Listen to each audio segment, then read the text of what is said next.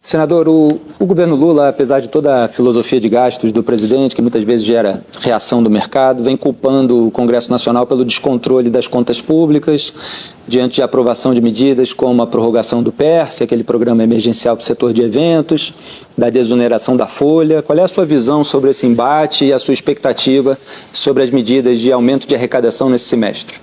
Eu acho que o governo Lula, exemplo do que fez nos últimos 14 anos, está acelerando o processo de quebrar o Brasil. O que eles fizeram em 14 anos, eles aperfeiçoaram e estão fazendo num tempo muito menor. Até porque, desta vez, há uma certa boa vontade em relação ao que está acontecendo no governo.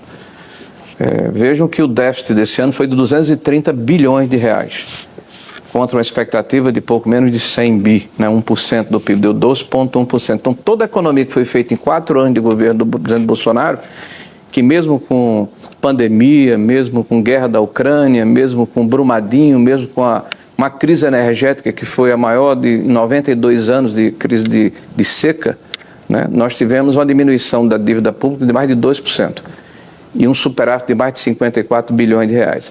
Aí nós vemos agora um aumento, o déficit de 230 bilhões, com o Haddad indo a público dizer uma inverdade. Dizer que isso é culpa do governo anterior, porque 92 bilhões são de precatórios. As pessoas parecem que não fazem conta, e o ministro parece que não tem responsabilidade quando fala.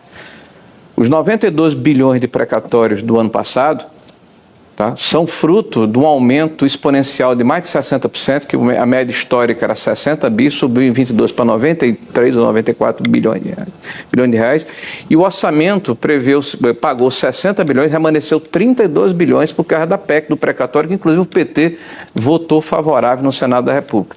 Então sobrou de 22, 32 bilhões.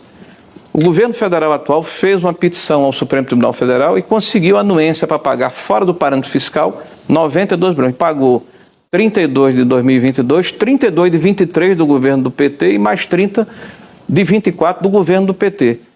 Não, então, mas esse foi o escalonamento feito na PEC.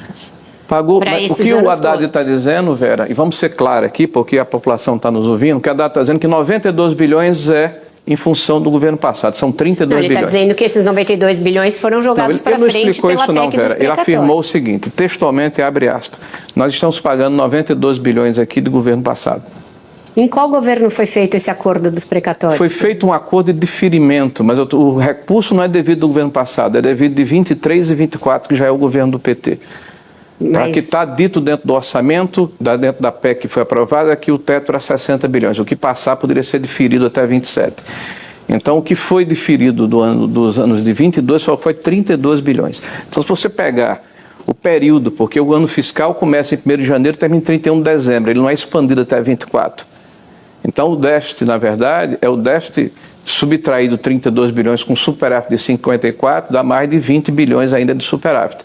Então nós estamos tendo um governo que está muito mais preocupado em aumentar as receitas, inclusive com receitas não recorrentes, como é o caso do PIS/PASEP, como é o caso do CAD, e as despesas que estão sendo colocadas dentro do orçamento, elas são permanentes.